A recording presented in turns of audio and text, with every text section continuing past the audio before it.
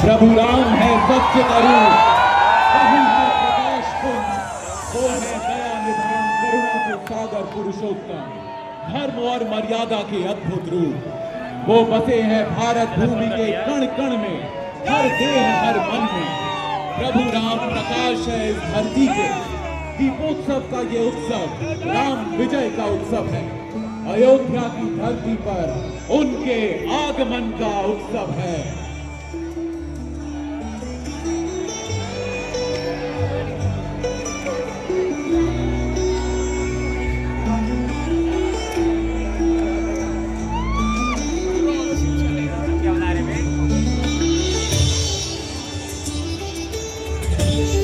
श्री राम सत्य है,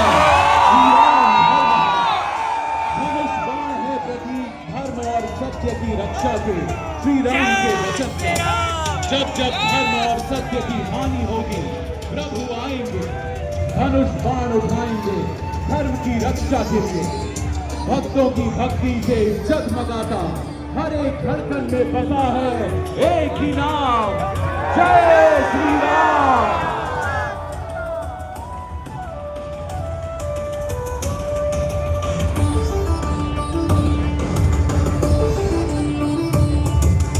धर्म और कर्तव्य से बंधे श्री राम माता और पिता के वचन की रक्षा के लिए राजसी घाट बाट छोड़ हंसते हंसते वन की ओर प्रस्थान कर गए।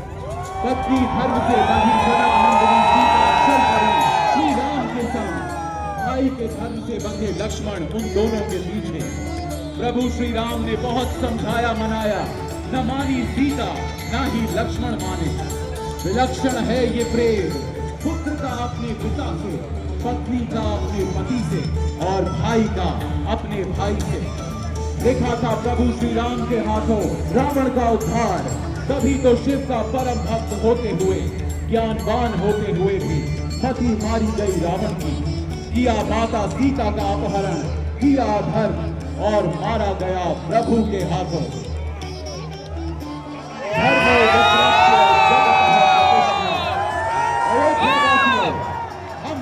प्रभु श्री राम की प्रजा देखिए, अधर्म और असत्य के बीच रावण का होता है दहन आकाश में।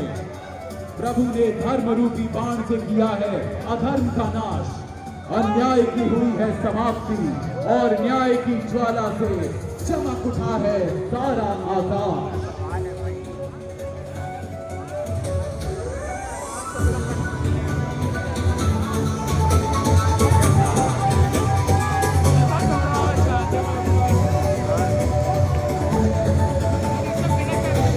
और अब देखिए, रावण का अंत कर विभीषण को लंका की राजगद्दी पर बैठा प्रभु श्री राम, माता सीता, भाई लक्ष्मण और वीर हनुमंत के साथ पुष्पक विमान से अयोध्या की ओर चले आ रहे हैं।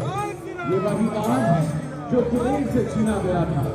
इसी वाहन से हो रही है 14 वर्ष लंबी वनवास की यात्रा की समाप्ति और एक नए धर्ममय युग का आरंभ। अयोध्या के लोगों, प्रभु श्री राम लौटे हैं अयोध्या को। अपने घरों को सजाएं, दीप जलाएं।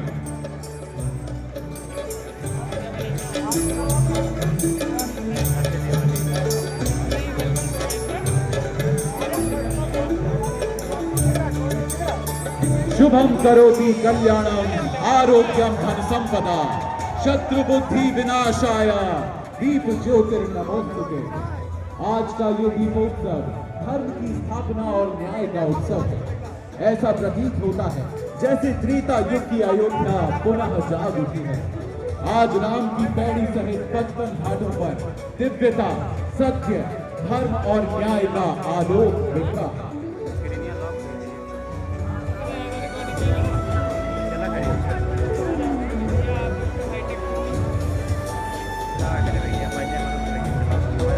श्री रामचंद्र चरणौ मनसा स्मरामि, श्री रामचंद्र चरणौ वचसा गृणामि, श्री रामचंद्र चरणौ शिरसा नमामि, श्री रामचंद्र चरणौ शरणं प्रपद्ये।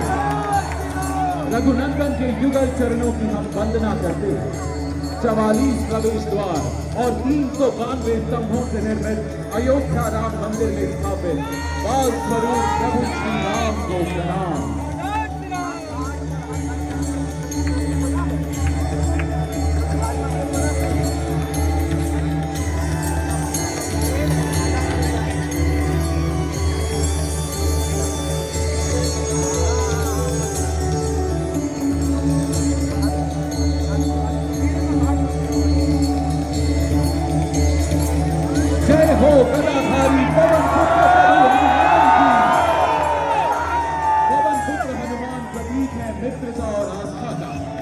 अपने आराध्य श्री राम के प्रति बजरंग बली हनुमान का ऐसा समर्पण कि उन्होंने अपने आराध्य के लिए हर बाधा को पार किया, समुद्र को लांघा, पर्वत को उठाया और अपने प्रभु का संदेश लंका तक पहुंचाया।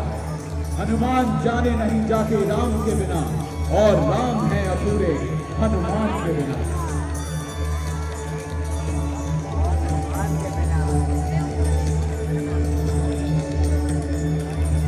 मित्रों, आदि कवि महर्षि वाल्मीकि ने अपने काव्य से मर्यादा पुरुषोत्तम श्री राम की महिमा की गाथा गाई।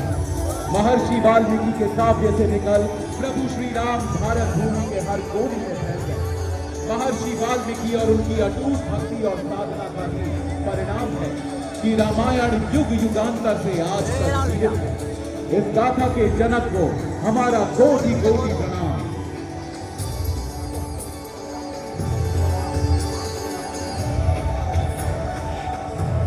आदि कवि महर्षि वाल्मीकि ने देववाणी संस्कृत में राम काव्य की रचना की, तो वहीं महाकवि तुलसीदास ने रामायण को अवधि में प्रस्तुत कर इसे जनमानस के हृदय तक पहुंचाया। रामचरितमानस न केवल साहित्य का एक अनमोल रत्न है, बल्कि ये भक्ति की एक अनूठी परंपरा का प्रतीक भी है। देश की विभिन्न भाषाओं के विभिन्न कवियों ने अपने काव्य में अपने आराध्य प्रभु